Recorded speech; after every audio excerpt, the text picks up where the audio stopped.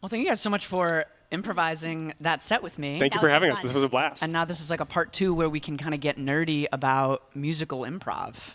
Something we do often alone, so it's nice to have another person to do it with. Yes, exactly. I imagine the initial feedback, all I have is like the play counts for how people are listening, and I see about the same amount of people listening to these as watching the episode. Wow, so it's a bunch of nerds. So yeah, I have to assume it's a bunch of nerds listening to the pod on the whole, who also are interested in musical improv and either doing it or like learning more about it. So first I wanted to ask you guys what each of your start was to get into musical improv. Like, what's your like brief history of how you came to be here? Cool. You want to go first? Yeah, sure. I started doing like regular improv in like early 2010s in New York, and sort of at the time was just really focusing on like regular improv. And then I was also still am a composer, musician, a little bit of everything. And so when I started, I feel like in New York, musical improv like existed in very small ways, and then it sort of had a fun,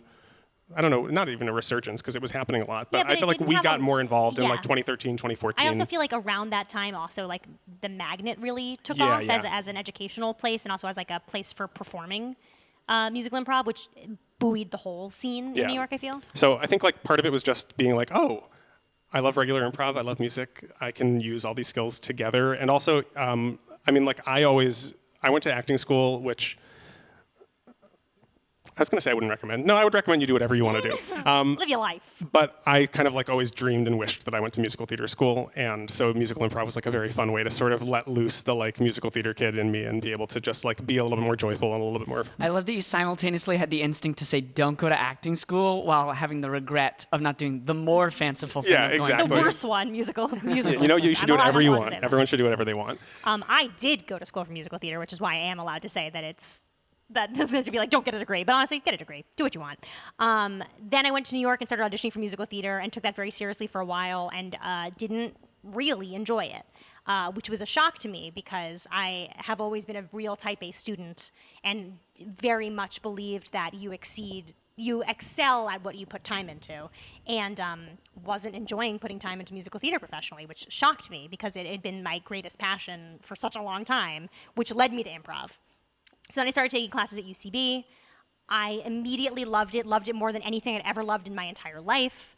And then I think in the year 2016, it might have been 2015, UCB would do something called like advanced study classes, which is that like if you had finished their original curriculum, there were specialized classes that were the teachers would choose who was in the class. And it was like very specialized focuses. So it'd be like a form you're going to all work on together, or a genre, or a genre, a form, the improvised play, like something like that. It wasn't just like, oh, here's another improv class. It was like, let's do this specifically. And for the first time ever, someone was going to teach a musical improv class at UCB. And I was like very deep into the UCB system at that time. I don't know if I was on Lloyd Night yet. I might have been. I can't really remember. But either way, I always like joke that I feel like a company man for UCB. Like there were all these other schools and I didn't really take classes at any other place. Like I was like, UCB or die. I took classes at Magnet before I did UCB. Right. I feel like we also need to like shout out every great accompanist and teacher just for like people who are listening from maybe not just Los Angeles. The New York scene is phenomenal and had a lot of great people really take it from not very much to a lot. Yeah. And so the person who taught this advanced study class in New York was named Amber Petty, and Eric Gerson was the accompanist. And I applied for this because I wanted to do it so badly, but part of the questions that were like asked when you applied was like, have you ever taken a musical improv class before? We're hoping to get people of like 201 level or higher. And I just lied. I was like, I'll figure it out when I get there. There's no way I won't be able to figure this out when I get there. So I was like, yes, of course I've taken musical improv. I've been taking musical improv forever. And then we showed up on our first day, and the way we warmed up was we did solo spot songs alone. And I was like, oh, I can't believe I lied. I have to like go improvise an entire song by myself right now, and I have no skill set for this.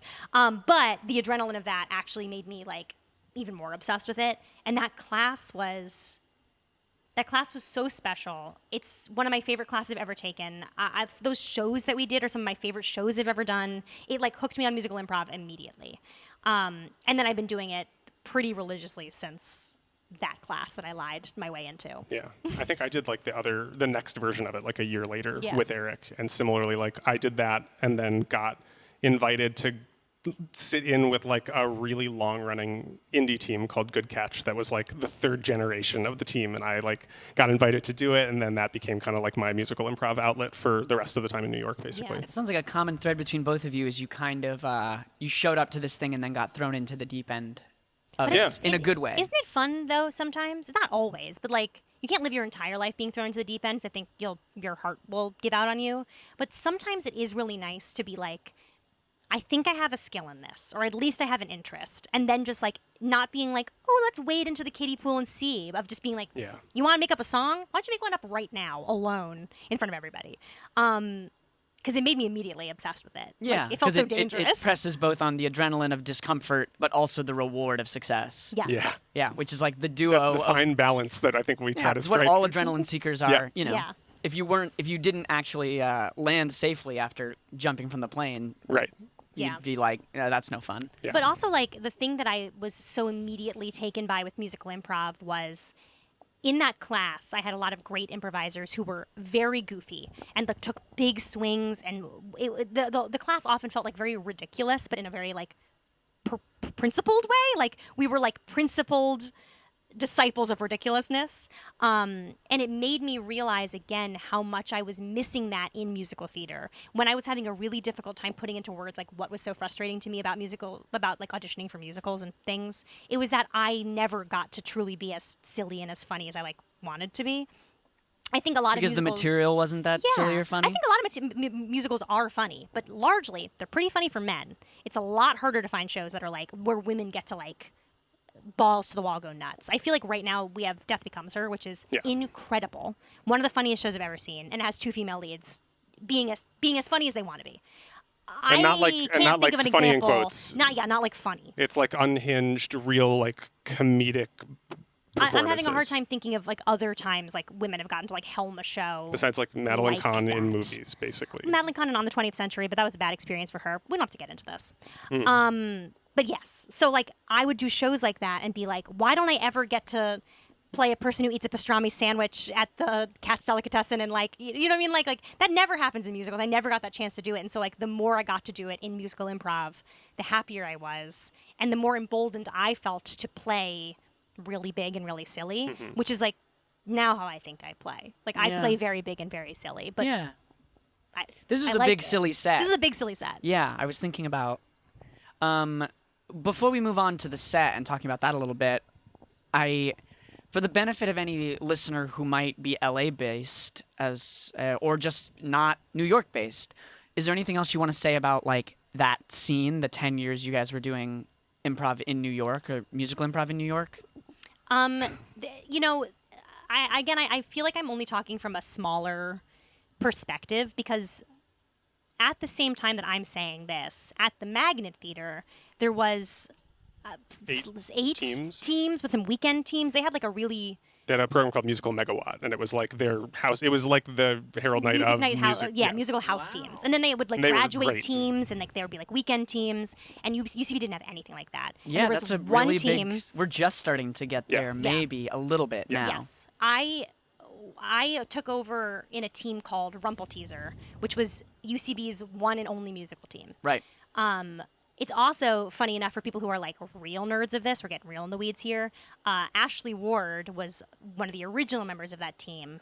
And I used to see her in shows, and it was like, oh my God, like what a genius. So when we moved here, we both took a class with Ashley. Yeah, and that immediately got us into like this scene, and now all of our friends and collaborators and she's are so from that. Smart. I was like, I don't even care if I'm basically taking a 101 class. Like, I will learn something new from her somehow. Do you know what I mean? Like, she's just wonderful. What I would say also is just like the indie musical improv scene right now is great, and it's so fun. Here?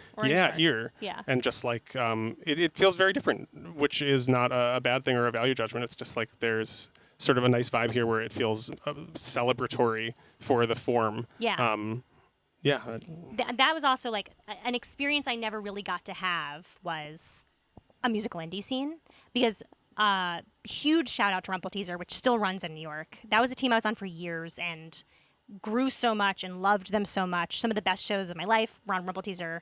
A huge shout out to Eric Gerson, who put together that team, then MD'd it.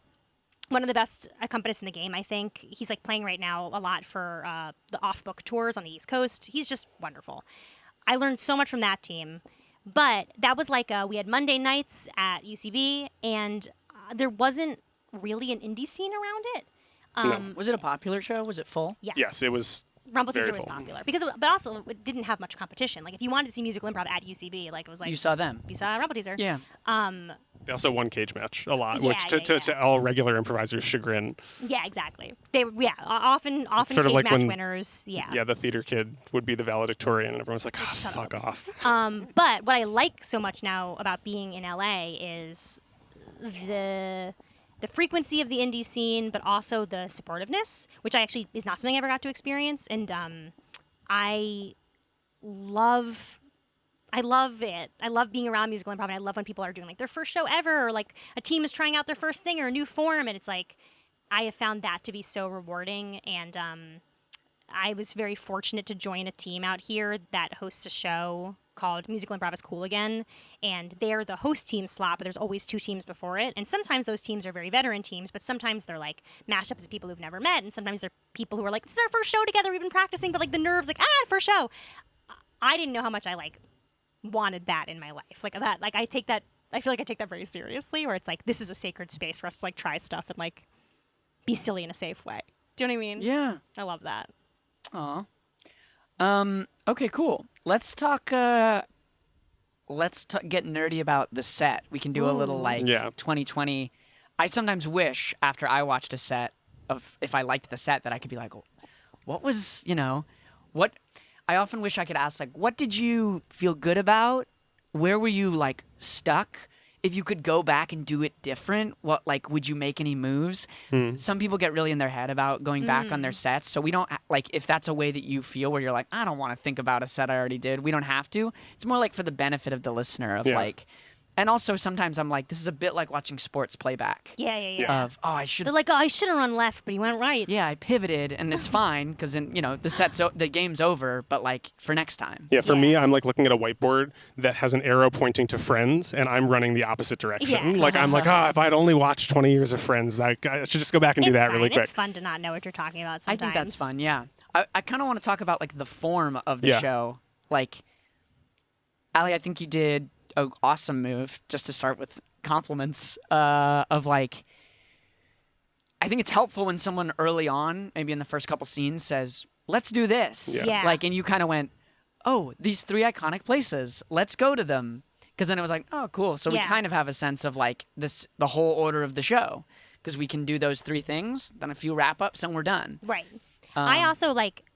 I have learned more about like how we teach musical improv, which is a funny thing to say in retrospect, but it's truly because I lied my way into my first class that I didn't go into like I never took the class that was like, here's what a narrative improv looks like. Yeah. Like, here's the first scene should be the protagonist and they have want song. Second scene should be the antagonist or the force against them. Third scene should be a charm scene. I like never got that education. Yeah. I sort of gleaned it from watching and doing shows, but I never like sat down and like was like, let's do that in class. So one of my favorite musical improv structures is like honestly what I would call like the Wizard of Oz, Yeah, which is kind of what we it's did. like a half hero's journey, half. Yeah, it's like a hero's journey, but like everybody's on the same journey. We just discover we want different things. Yeah. I actually think that's a really effective way to tell stories that like I don't think gets taught in curriculum a lot, of just being like we get taught that like if you have 2 people in this first scene and they both want the same thing, you have these redundant protagonists, and how can the story possibly serve both of them? And like I strongly push against that. Like I really think like we all discovered what we wanted when we got there. Like we found a long lost brother, and we found the sandwich that makes you orgasm, and we like went through our midlife crisis because we're turning 35. Like I do think we didn't need to plan that ahead. We could just like believe that if we went fun places, we'd find ways to make these characters like learn things. Yeah, and I think it leaves. There's a certain element of prescriptiveness to a singular protagonist. Yes. In that no matter what, it can be very rewarding to watch a single character grow and change, but improv struggles with characters growing and changing. Yeah. Because you can't grow or change too soon, or else like the whole show sort of turns on its head. Yeah. And like narrative structures, even at their core, are often about like pushing a character who refuses to grow and change through increasing challenges that ask them to grow and change, and then in the end they exhibit through action the change that they are meant to exemplify. Yeah. But like none of that is like inherently funny. Yeah. So and it's kind of prescriptive. So it's like I do think what I like about what you're saying, and we had a set for longtime listeners of the pod, by which I mean 3 weeks long listeners of the pod. We had a set like that 2 weeks ago where it was all these people going to a wedding to steal the wedding. But it was 3 of them, and then they each got caught along the way with different wants and needs. And it creates something I like in both this set and that set of like, who knows? Yeah. Like, we don't know what your wants are. It's good to have wants because you can build scenes around wants, but it's also good to kind of be like, I don't know, we're in a location, and let's find our want organically through kind of play. It also sorry, you should go ahead. Go ahead. I think it also helps take a little bit of pressure off. Like when you're in a first scene, it feels like, okay, here I am in the first scene, and I need to say everything: who I am, where I am, what do I want, who are all these people, what's our relationship to each other, and like I can think of a really fun example of a Rumple teaser show I did an eternity ago, where I was playing like kind of a protagonist in that I was like the heiress to some sort of construction company, some like cement or like, you know what I mean, something silly like that. Of being like, I'm the heiress to cement, and I'd been left at the altar by somebody else who was the heir to another construction thing. It was supposed to be like an amazing like merger, sort of Game of Thrones style. Yeah. And I went on a journey to go find him, but 2 people came with me, and they clearly, their purpose wasn't necessarily to find the fiance, but along the way we're learning things and set these like unbelievably simple, stupid goals for themselves. One of them, Hannah Solo, who is the best person in the world, best musical improviser. You should look up Hannah Solo. All she wanted was to learn how to count above 3. And so every time we went places, she kept encountering ways to get to 3 and no further. And then finally, by the end of the show, her big thing was she learned how to count in Shreks. Don't ask. But at the end of the show, she goes, 4 Shreks. And I swear to you, you can see it in the video of the show, standing ovation. Nobody cared what the protagonist was doing. It was all about this woman learning how to count to 4 Shreks. Yeah. Yeah. You can't, you know what I mean? Like, you can't be And like, it's okay, funny I've got my because perfect game move. That's more like you can. That's why I think really good wants are like a game. They're not necessarily like I have to change the world. Yeah, so many wants are like they have this hugeness to them that is so heavy in your show, whereas it's like that is a game. Yeah. Like that's more of a game, and it's like it's good that it was a side character because like 4 scenes about not being counting able to count to 3 is hard. But it was the perfect antidote to the more earnest sort of like, I have to find him. What if he didn't love me after all? It was like the perfect thing. Well, it's also funny because it's like when you have... Sorry, I'm turned away from you. Yeah, I was like... I just kind of like swiveled. It wasn't on purpose. When you have a want like that, it's fun to be able to explore it in different places. Because I think a lot of times people will be like, the timeline of the show is the character wants something and they get what they want and the show ends. And it's very interesting. I think we talk a lot about like, okay, the character, I mean, like Ashley has said this before in some of our stuff together where it's like the character got what they want and then what happens? Like, what do we see? How has the world changed? How has other characters around changed? And so it's, I think to your point about it being sort of prescriptive, it's like, it's fun and interesting to be able to like play a game in a different setting or in a different time period or with different people. And that's I felt like that this had some fun play where it was just like, let's follow the fun little, the little coin in the fountain. I'm doing a gesture for the people who are listening, like dropping a coin in a fountain and seeing the little reverberations and then being like, okay, let's walk away from the fountain now and let's look at something else. I don't have a regret, but the thing I always find difficult about moving improv from stage to any other medium is physicality. Yeah. I feel like I struggled with that today. I struggle with that always. And like there were so many moments where I was like, if we were on stage, this could have been such a fun stage picture of like the brother looking in while Chandler was looking out. Do you know what I mean? And it's like, how do you try and paint that picture with your words? Also just like, you know, like when I think about improv and I'm like dreaming big, like I want to do a set where there are a bunch of tables set up, a bunch of chairs set up around the stage, and when we are being all the women eating the pastrami and rye and katsu, they're sitting in those we're like chairs. popping around, and like I do like to be exhausted at the end of an improv show. When we've done improv together, that's like what it's like. It's a lot of like us playing a lot of characters or just like group ownership of characters. Yeah. But yeah, I always sort of not regret, but it's always a thing that I wish I could do more of in settings like this, where I'm just like, oh, I wish I could show you what I wanted to do by going over there, but I can't. I think that's, I mean, of all the regrets you could have, that's a good one. It's like, my imagination is just so full. My imagination wants me to be sweatier. Yeah. I don't know, but it does. Yeah, I love that. Is there anything you guys are like thinking a lot about these days? Like what, when you're thinking about musical improv as a form or like something you're growing in, is there an area that you're like, you know, if you ask a musician, what are you working on? Like, what are you working on? As a individual, or being like, this is a big thing I'm thinking about for the grand picture of musical improv? Let's start with individually what you're thinking about as players. You got one of those? I need to think about it, I think. I found myself playing a lot of the same types of characters right now. Like I like to come to these shows from like a very strong character perspective, just because it helps me like let loose and feel a little bit more like taking big swings, and kind of I always talk about like explode off the back line. Like if you have an idea, it's like your job to serve the idea and to like explode off the back line. And I find it easier to do that when I'm playing characters, but I found myself kind of playing similar energy characters. And so I'm trying to sort of think more actively at the top of shows about like, what can I do here that's different, that still serves my skills, but that is like something new and interesting and exciting. Which is very hard. It's really easy, especially when there's so much happening up in your brain of like, okay, the music and the scene work and the choreography, hopefully, and who's who and names. The first thing to go for me is like, all right, well, I'm going to use the same 3 voices that I kind of know to do. And I'm really trying my best to like actively push against that. Yeah. I am really trying to get better about setting really clever and memorable choruses. People in LA really love a chorus. They're really good at it too. Yeah. Yeah, a lot of wordsmiths. A lot of wordsmiths. A lot of people doing like really fun wordplay or double meanings that can come back in another way. Like I admire that so much, and I don't think I've really trained my brain to think of that.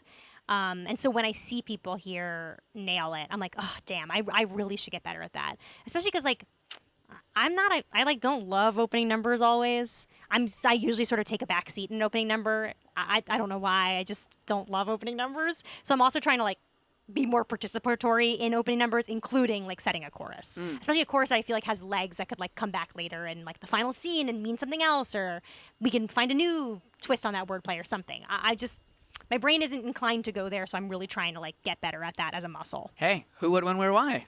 That was me really Exactly. trying. Yeah, really thinking. I was really trying. I was like, I was listening to you and being like, I'm going to set the chorus for this. Yeah. And I knew I wanted it to be something a little bit. I didn't even get it at first. I admit, I was like, what is this? Yeah, just because he's always like, could I be? Yeah, no, I eventually, yeah. And so I was like, that was my best. I was just like, I'm going to try it. Yeah. So if that was successful, drop a comment. And if it wasn't, drop a comment. Drop a comment. Like if it wasn't, comment. like and subscribe. The other thing that I am really thinking about in general with musical improv when I'm coaching specifically, because I think it is something I'm trying to think about always, but it's my big MO is I was like, there are 2 muscles and you do have to work both of them. This arm is like exploration. It's the muscle that is happy to ask questions, go places, take risks, just sort of say what you're feeling. Like there has to be an exploration muscle. And then there's also this arm, which is sort of like the playable game pattern of behavior muscle. But a lot of people have one muscle much stronger than the other, and they really do have to be equally strong. There are some people who are amazing at like finding, framing, and playing game, but they don't explore enough, and so the game gets really thin and really narrow, and you just sort of start saying the same things over and over, and sometimes you even said the best stuff before the song even starts because you're so good at playing game, and the song starts and you're like, I am fully out of ideas here. And then there are some people who are amazing at explore, who are like have big imaginations and pitch weird characters and respond in character in a really unusual way, but then don't focus enough on game and just sort of keep exploring and wandering, and we end up like in worlds where we've had 10 premises before the song even starts. And so it's like that's my number one thing with coaching is like trying to make exercises and make teams feel aware that like both of these muscles have to be equally strong and work in tandem. Yes. It really resonates with me as a coach as well. Yeah. Coach, especially I think because there are also a lot of teams out here that are newer and are just learning how to balance those muscles. It's tough. That is not an easy thing. No, like I'm still saying working on it. I'm saying it cavalierly. Like, so anyway, just do that. But it's like, that takes a lot of work. But Yeah, but there's like a world at like indie shows and stuff where I would rather see someone fumbling really badly through a verse where they're saying what they were saying in the scene 2 seconds ago.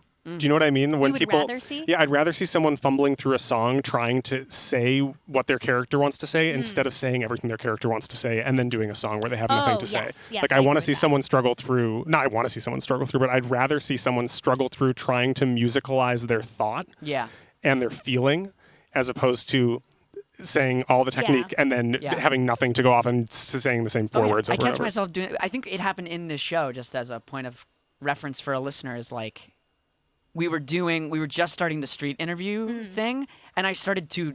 You were like, I think you even queued it up. You were like, "What are we gonna do?" And I was like, "Well, I'll do this." And I was like, "Wait a minute, no.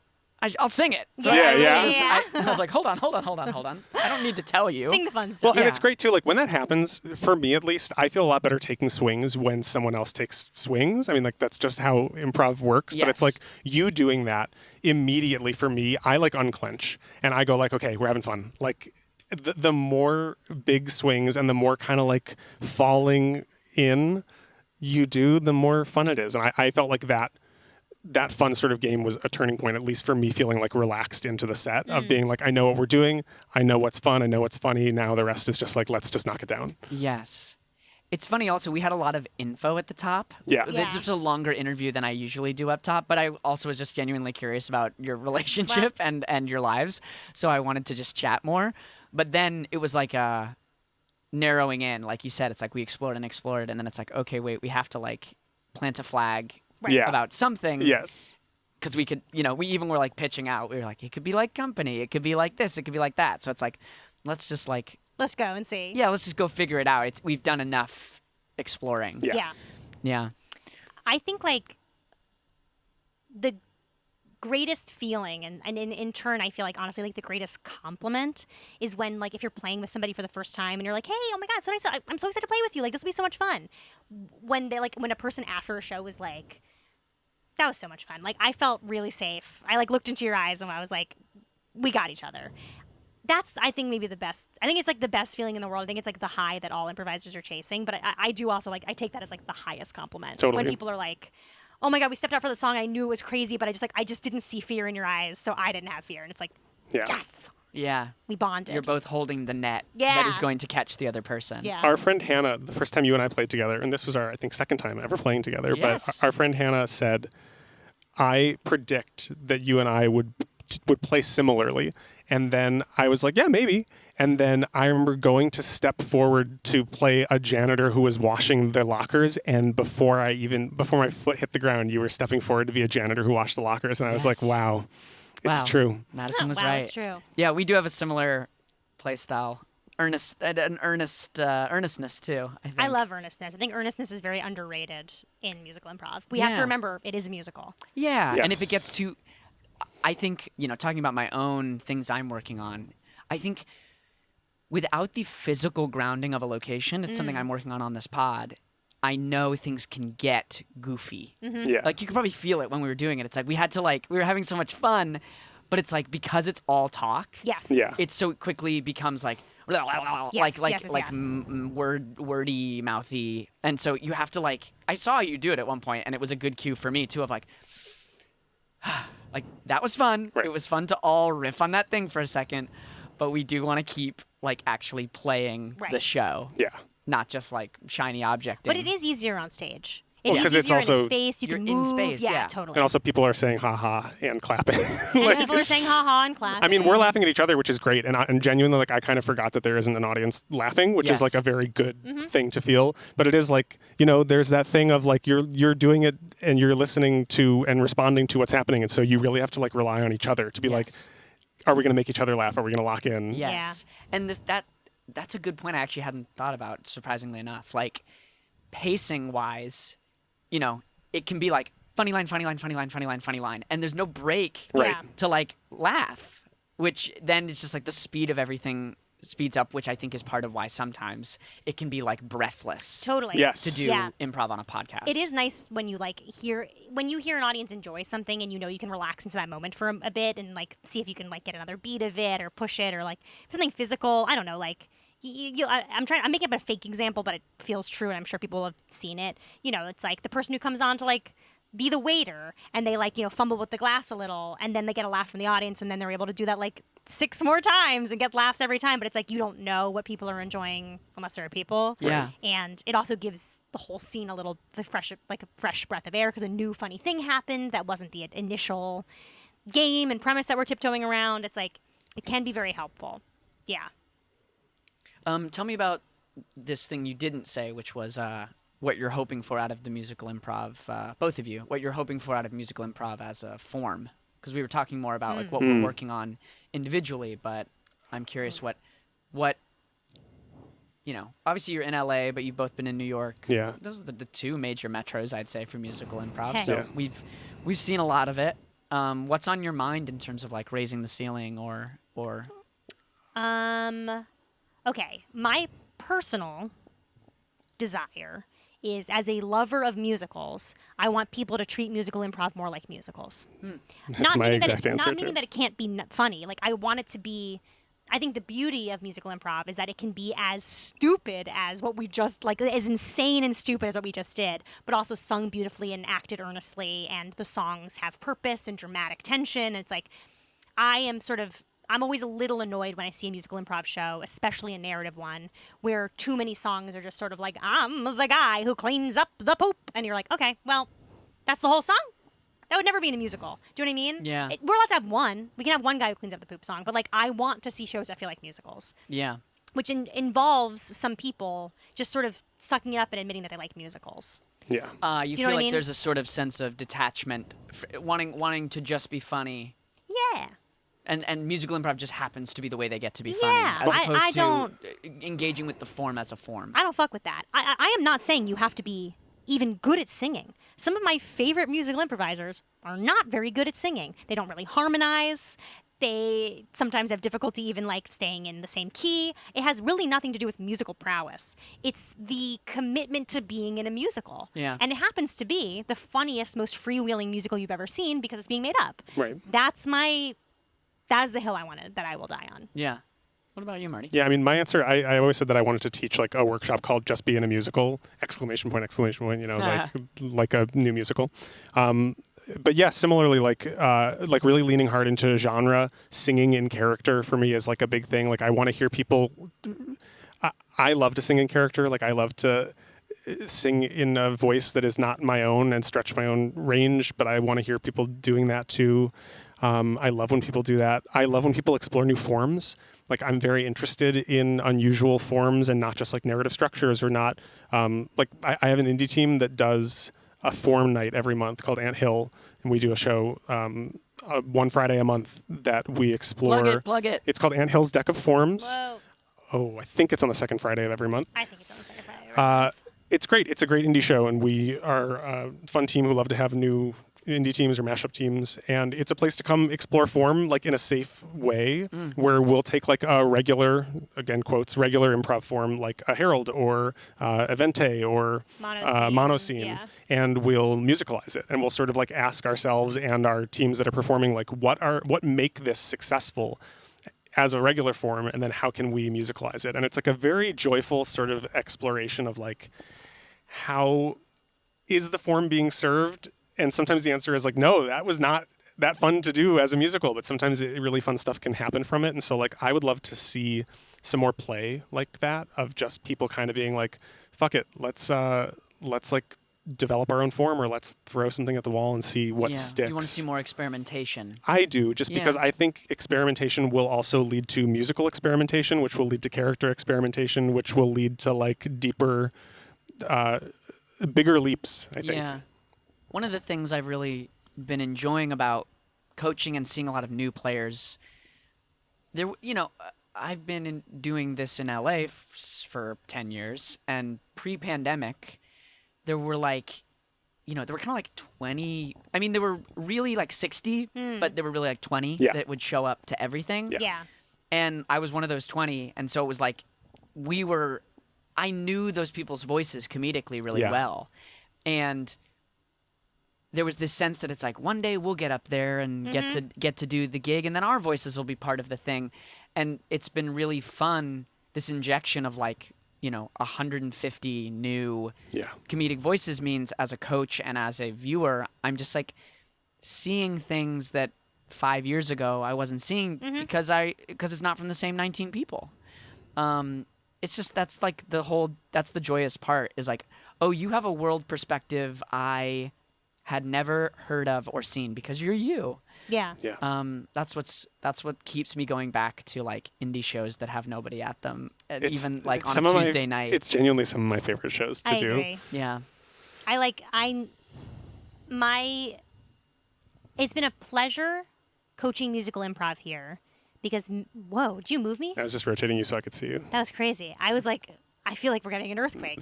It's been a pleasure coaching musical improv here because people are so good. And so I feel like I am coaching a lot of like very high level teams that are just like honing their taste and their skills, but like have really the basics down, which is a pleasure. But my goal for myself forever and ever is I never want to stop coaching beginners. I think if you can coach beginners and you can like find ways to take big, broad concepts and make them very simple, you will remain a great teacher.